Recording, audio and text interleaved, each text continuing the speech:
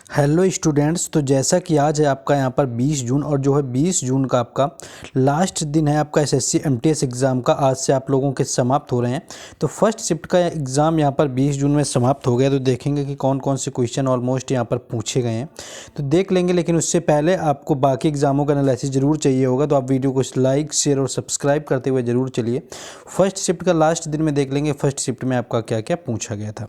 पहला क्वेश्चन जैसे आया हुआ था कि गणगौर जो पर्व है वह किस देवी देवता की पूजा इसमें की जाती है। तो अगर गणगौर की बात करें तो सबसे पहले अगर यहाँ पर राज्य की बात कर लेंगे तो राजस्थान राज्य में मनाया जाता है। इसका राजस्थान राइट आंसर हो जाएगा, जो कि शिव और पार्वती को समर्पित होता है। यानी गणगौर आपका हो सकता है कि शिव और पार्वती आपको ना दिया हो, वहाँ पर आपको देवी गौरी दिया हो, तो गौरी भी दिया हुआ हो सकता है, क्योंकि गौरी कई जगह लिखा हुआ आता है एसएससी एग्जाम में। तो शिव पार्वती यानी कि इनकी जो पत्नी थी गौरी, उनको समर्पित होता है। राजस्थान का एक धार्मिक त्यौहार होता है। तो यह आपसे पूछा गया था। और ये कुछ भागों में अगर आंशिक भागों की बात करें तो गुजरात और मध्य प्रदेश में भी आपका मनाया जाता है। पश्चिम बंगाल के भी कुछ हिस्सों में मनाते हैं, लेकिन मुख्यतः अगर बात की जाए तो ये आपके राजस्थान राज्य से ही संबंधित है। कई बार आपका पूछा जा चुका है एसएससी एग्जाम में, 10 से ज़्यादा बार, तो आपको याद रखना है। और इसे चैत्र महीने के पहले दिन आपका शुरू होने होता है, जो कि होली के अगले दिन मनाया जाता है। यानी हिंदू कैलेंडर के अनुसार आपका पहले दिन मनाया जाता है। नेक्स्ट आगे देखेंगे कि कुश्ती से संबंधित किस खिलाड़ी को, जिसे कि मेजर ध्यानचंद अवार्ड दिया गया था 2022 में, आपका 2021 था, तो इसमें जिसको अवार्ड दिया गया था आपका मेजर ध्यानचंद और जो कुश्ती से संबंधित है, तो यहाँ पर आपको देखिए रवि कुमार दहिया इसका राइट आंसर हो जाएगा, जो कि ऑप्शन में दिया हुआ होगा। रवि कुमार दहिया क्या होता है कि नीरज चोपड़ा को ये पुरस्कार दिया गया था, लेकिन उसके साथ साथ रवि कुमार दहिया को था, लवलीना बोरगोहन को था, पीआर सिरजेश को था, अवनी लखेरा को था, सुमित अंतल को था, प्रमोद भगत को था, कृष्णा नागर को भी दिया गया, मिताली राज को भी दिया गया, सुनील छेत्री को दिया गया। तो अगर आपसे एकमात्र क्रिकेटर पूछा जाए कि एकमात्र क्रिकेटर, तो वो मिताली राज को दिया गया था। बाकी कुश्ती से संबंधित पूछा गया था, तो रवि कुमार दहिया इसका राइट आंसर यहाँ पर हो जाएगा। नेक्स्ट आगे देखेंगे क्वेश्चन। नेक्स्ट जो क्वेश्चन आपका पूछा गया था कि आत्मघाती थैली किसे कहा जाता है, तो लाइसोसोम इसका राइट आंसर हो जाएगा।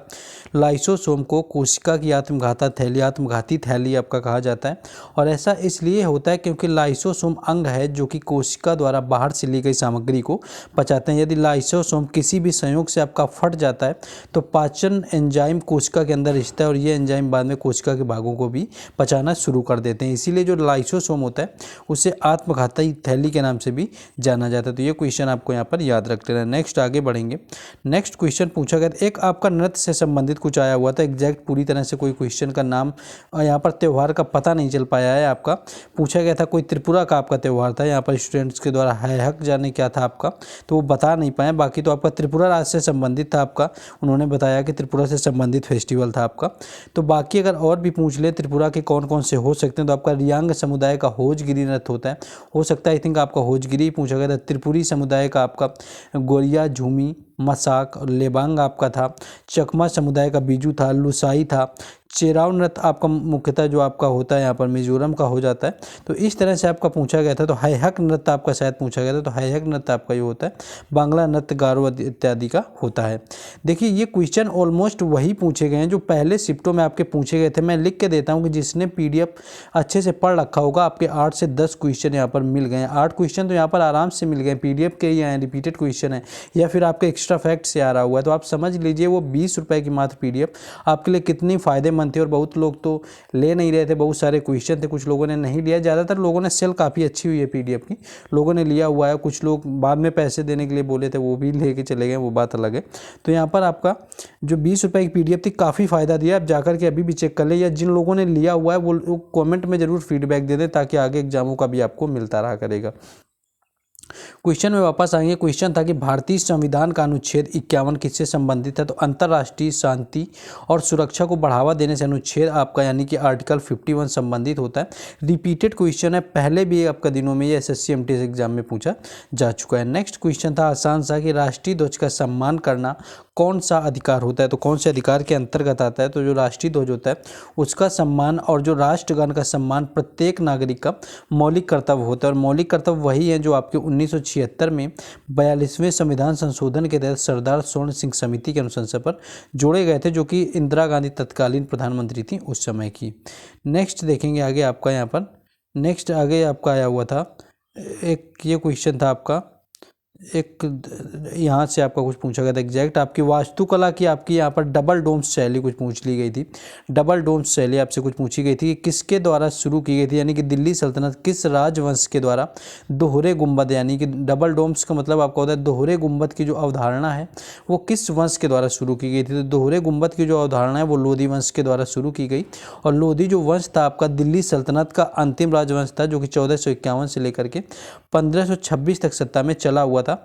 और जो इसकी स्थापना की बात कर लें तो बहलोल लोधी के द्वारा की गई थी 1451 में, और उसके बाद 1481 तक इनका शासनकाल चला। इन्होंने सिकंदरी आपका गज ए सिकंदरी की शुरुआत करी थी और 1504 में आगरा की स्थापना भी यहाँ पर की हुई थी बहलोल लोधी ने। इब्राहिम लोधी के साथ में 1526 में पानीपत का प्रथम युद्ध होता है बाबर के साथ में, जिसमें इब्राहिम लोधी को हरा दिया गया था और हराने के बाद में वहाँ पर मुगल साम्राज्य की नींव रख दी गई थी। नेक्स्ट क्वेश्चन देखेंगे, लेकिन उससे पहले आपसे रिक्वेस्ट है कि आप लोगों ने अगर अभी तक वीडियो को लाइक और चैनल को सब्सक्राइब और शेयर नहीं किया हुआ है तो आपको लाइक शेयर और सब्सक्राइब तो जरूर करना है, क्योंकि 200 लाइक तो आपको हर वीडियो में करवाने ही होते हैं। तो 200 आपको लाइक करवा देना है, शेयर करना है, सब्सक्राइब करना है। बाकी इन सारे क्वेश्चंस का PDF आपको हमेशा टेलीग्राम चैनल और व्हाट्सएप ग्रुप पर दिया जाता है, जिसका लिंक आपको डिस्क्रिप्शन में दे दिया गया है। क्वेश्चन ये है कि भारतीय राष्ट्रीय कांग्रेस का स्थापना दिवस कब हुआ था। तो स्थापना दिवस की बात करें तो भारतीय राष्ट्रीय कांग्रेस की जो स्थापना थी 28 दिसंबर 1885 को होती है और ये 72 प्रतिनिधियों ने इसमें भाग लिया हुआ था। तो कई बार ये पूछा गया कि कितने प्रतिनिधि शामिल थे। इसमें आपके 54 हिंदू थे, 2 मुस्लिम और बाकी जैन और पारसी समुदाय से आते थे। और जो पहला अधिवेशन हुआ था कांग्रेस की, इसकी अध्यक्षता जो है उमेश चंद्र बनर्जी ने की हुई थी। ये भी क्वेश्चन कई बार आपका पूछा गया है। नेक्स्ट क्वेश्चन है आपका फ्लाइंग सिख किसे कहा जाता है। तो फ्लाइंग सिख की बात करें तो मिल्खा सिंह इसका राइट आंसर हो जाएगा, जो कि भारतीय धावक रहे हुए हैं। और the race of my life इनकी एक बायोग्राफी का नाम है, the race of my life. और आपकी कई बार ये पुस्तक पूछी गई SSC एग्जाम में, MTS में भी, तो ये आपको याद रखना है। फ्लाइंग सिख आपको मिल्खा सिंह को कहते हैं। अफगानिस्तान की राजधानी पूछ ली गई थी। यहाँ पर आपकी थोड़ा यहाँ पर बात करें तो राजधानी आपको अफगानिस्तान की काबुल होती है। और यहाँ पर आपकी मुद्रा की बात करें तो अफगानी चलता है, जो कि दक्षिण एशिया में भूमि आधारित आपका देश है, जो कि 2007 में अफगानिस्तान जो था वो आपका सार्क का 8वां सदस्य बना हुआ था, यानी सार्क का मेंबर था, 8वां बना हुआ है। 2007 में सार्क संगठन में जुड़ा हुआ है। नेक्स्ट क्वेश्चन था HSRA की स्थापना किस वर्ष हुई थी। तो यहाँ पर अगर HSRA की बात कर लें, हिंदुस्तान सोशलिस्ट रिपब्लिकन एसोसिएशन की स्थापना करें तो 1928 में फिरोज शाह कोटला मैदान में चंद्रशेखर आज़ाद, भगत सिंह, सुखदेव थापर और जतिन देव और अजय घोष के द्वारा की गई थी। 1928 फिरोज शाह कोटला मैदान आपका दिल्ली में। नेक्स्ट है कि भारत कितने देशों के साथ में सीमा साझा करता है। तो भारत की जो स्थलीय सीमा है वो 7 देशों के साथ में लगती है, जिसमें अफगानिस्तान, पाकिस्तान, भूटान, नेपाल, चीन, म्यांमार, बांग्लादेश, ये आपके 7 आपके यहाँ पर शामिल होते हैं देश। नेक्स्ट क्वेश्चन है कि चेतन भगत की कौन सी पुस्तक है। आपको वहाँ पर पुस्तक ऑप्शन में दी हुई थी, वहाँ पर चेतन भगत की आपसे पूछी गई थी। तो चेतन भगत की काफ़ी पुस्तक इन्होंने लिखी हुई हैं और आपकी आ भी चुकी हैं। एक तो आपकी 5 पॉइंट समवन है पुस्तक, जिस पर इनकी मूवी बनी है। 1 night at a call centre, ये भी इनकी पुस्तक है, इस पर मूवी बनी है। 3 मिस्टेक ऑफ लाइफ, ये वही है जिस पर आपकी 3 इडियट बनी है।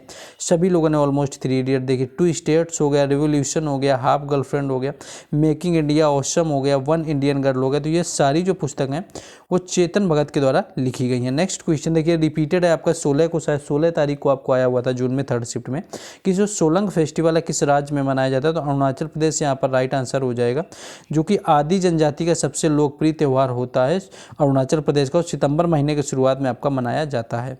नेक्स्ट क्वेश्चन था द इनविंसिबल मैन पुस्तक के लेखक कौन है। तो द इनविंसिबल मैन की बात करें तो मानव राल्फ एडिसन का एक यहाँ पर आपका अदृश्य जो मानव है, यहाँ पर राल्फ एडिसन का आपका एक उपन्यास होता है, जो कि अफ्रीकी अमेरिकी व्यक्ति जिसका रंग उसे अदृश्य करता था के विषय में आपका लिखा गया। तो इसका राल्फ ऑल्सिन आपका राइट आंसर हो जाएगा द इनविंसिबल मैन का। नेक्स्ट क्वेश्चन है कि कागजी जो करेंसी होती है और सिक्कों से बनी मुद्रा आपकी क्या कहलाती है।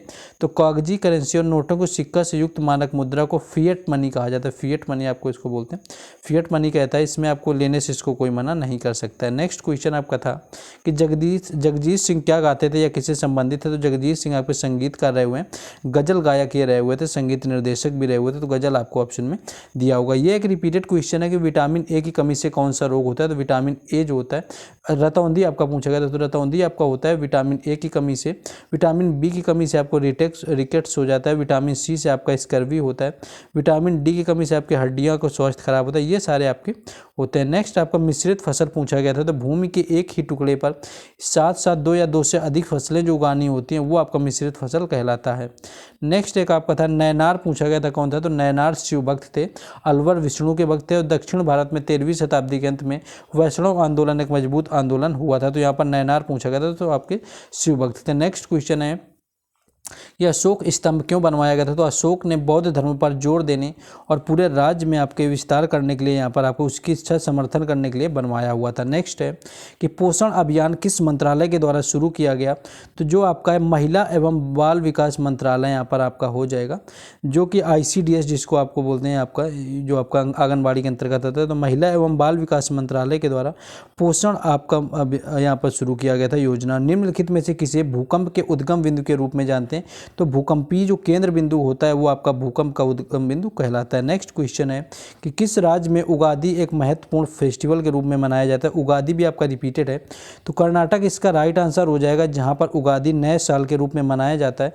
और आंध्र प्रदेश में मनाए जाने वाले आपके यहाँ पर आपके त्यौहार जो होते हैं, तो संक्रांति और रोटी महोत्सव होते हैं। आपका नए साल में जैसे आपको उगादि मनाते हैं, कहीं कहीं मकर संक्रांति, तमिलनाडु में पोंगल मनाते हैं, तो हर राज्य में आपका अलग मनाया जाता है। तो ये था ऑलमोस्ट क्वेश्चन जो आपके लास्ट दिन में आपके 20 जून का यहाँ पर फर्स्ट शिफ्ट में पूछे गए थे। तो जिन लोगों ने लाइक शेयर और सब्सक्राइब ना किया हो तो कर देंगे।